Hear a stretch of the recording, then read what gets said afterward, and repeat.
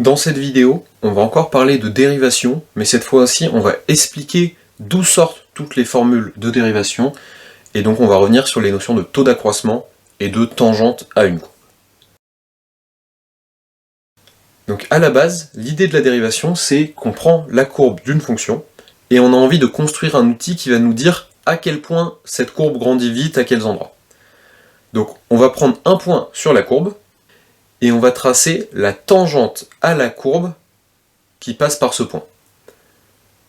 Donc cette droite là qu'on a obtenue, c'est ce qu'on va utiliser pour décrire le fait que notre fonction elle est croissante au voisinage du point A ou qu'elle est décroissante. Parce qu'en fait cette tangente c'est une droite, et une droite c'est facile de déterminer si elle augmente ou si elle diminue, et même de déterminer à quel point elle croît vite ou elle décroît vite, parce qu'on a juste à regarder son coefficient directeur, ou sa pente. Donc en fait, si on arrive à obtenir cette tangente, on aura gagné. Et justement, la difficulté, ça va être de tracer de manière précise cette tangente. Et pour ça, en fait, les idées que les mathématiciens ils ont eues, c'est de placer un deuxième point sur la courbe, puis de relier notre point A avec ce deuxième point. Donc là, on n'a pas une tangente, mais on a une séquente à la courbe qui passe par A et un autre point. Et en fait, si on rapproche ce deuxième point du point A, on voit que notre séquence, du coup, elle change un peu de position, et elle a l'air de se rapprocher de plus en plus de la tangente. Ça marche si on se rapproche en partant de la droite, donc d'un point qui est situé après A, mais aussi si on se rapproche de A par la gauche, donc d'un point qui est situé avant A.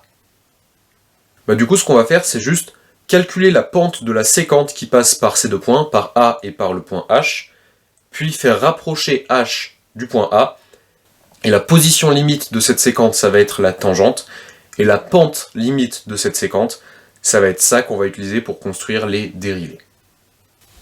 Donc l'idée, comme on vient de le voir sur l'animation, c'est qu'on prend deux points sur notre courbe, le point A qui nous intéresse et un autre point, par exemple on pourrait l'appeler B, et on trace la séquente qui relie ces deux points. On va regarder la pente de cette séquente.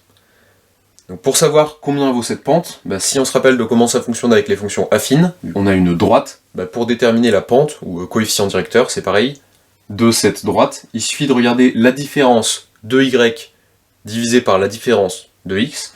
Mettons que a, son abscisse, ça soit petit a, et b, son abscisse, ça soit petit b. Pour les ordonnées, leur différence, c'est donc f de b moins f de a. Et la différence en abscisse, c'est b moins a. Ça, c'est du coup le coefficient directeur de la séquente. Et nous, ce qu'on va faire, c'est qu'on va remplacer ce point B qui a l'air d'être fixe par un point H qu'on va rapprocher de A. Pour ça, en fait, ce petit b, on va écrire que c'est A plus un petit truc qu'on va noter H, et H, on va le faire devenir de plus en plus proche de 0, comme ça B, ou du coup A plus H, sera de plus en plus proche de A. Et donc, sur notre pente ici, ça donne f de A plus H moins f de A sur A plus H moins A, et maintenant A plus quelque chose moins A, on peut simplifier, il nous reste juste H. Du coup, la pente de notre séquence, c'est f de A plus H moins f de A sur H. Et ça, c'est le taux d'accroissement. Et ce qui nous intéresse, avec ce taux d'accroissement, c'est qu'est-ce qui se passe quand le point H est très près du point A pour que notre séquente elle soit très proche de la tangente. Du coup, c'est qu'est-ce qui se passe quand H est très proche de 0. Donc, ce qui nous intéresse, c'est la limite quand H est très très proche de 0, où on dit que H tend vers 0, de ce taux d'accroissement. Et cette limite, lorsqu'elle existe, c'est ce qu'on appelle le nombre dérivé de notre fonction en A, et c'est ça qu'on note f' de A. C'est ça qui permet de définir la fonction f', donc la dérivée de la fonction f. Là, tout ça est un petit peu théorique, du coup on va le faire sur un exemple. On va le faire sur l'exemple où f de x est égal à x carré, donc f c'est la fonction carré. Et on va se placer en un point A quelconque pour traiter tous les cas d'un coup. Cette expression, f de A plus H moins f de A sur H, ça donne donc A plus H au carré moins A au carré sur H. Maintenant, si on développe, ça donne A carré plus 2AH plus H carré. moins a carré. Tout ça, on le divise par h. On peut simplifier, parce que a carré moins a carré, ça s'annule. Il reste donc 2ah plus h carré sur h. Et là, on voit qu'on a du h partout au numérateur, donc en fait, on peut factoriser par h. Ça donne h fois 2a plus h, qu'on divise par h. Et maintenant, on peut simplifier, ça donne du coup 2a plus h.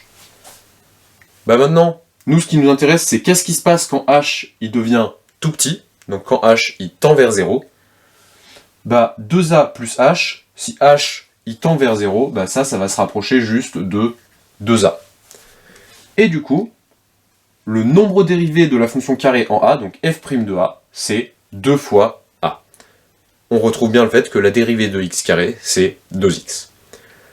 Et ce 2a, ou le 2x, correspond donc à la pente de la tangente à la courbe en a. Bah, la pente, elle va valoir 2a. Une fois qu'on a calculé des taux d'accroissement, qu'on a obtenu des nombres dérivés, donc la pente de la tangente, parfois ce qui peut nous intéresser, c'est carrément l'équation entière de la tangente, donc pour pouvoir tracer cette tangente de manière précise. Et bien pour obtenir cette équation de droite, l'équation de la tangente, il y a une formule. Cette formule c'est y est égal à f' de a fois x moins a plus f de a. Et comme souvent quand on fait des maths, il y a moyen de comprendre la formule plutôt que de l'apprendre par cœur. L'idée c'est que une équation de droite c'est du coup y égale un truc en x plus un truc, on va par exemple dire mx plus p. Et là on veut la tangente en a, bon bah on sait que du coup la pente de cette tangente, forcément c'est f' de a. Parce que c'est justement comme ça qu'on a défini f'. F' c'était la limite des pentes desséquentes pour que justement ça colle à la pente de la tangente. Bon bah plutôt que maintenant avoir f' de ax plus un truc, là p, ou ce p on sait pas trop ce que ça va être, ce qu'on peut faire c'est plutôt écrire que c'est f' de a fois x moins a.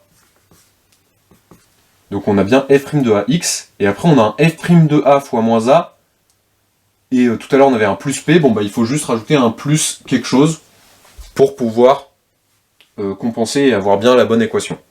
Donc f' de a fois x moins a plus un truc.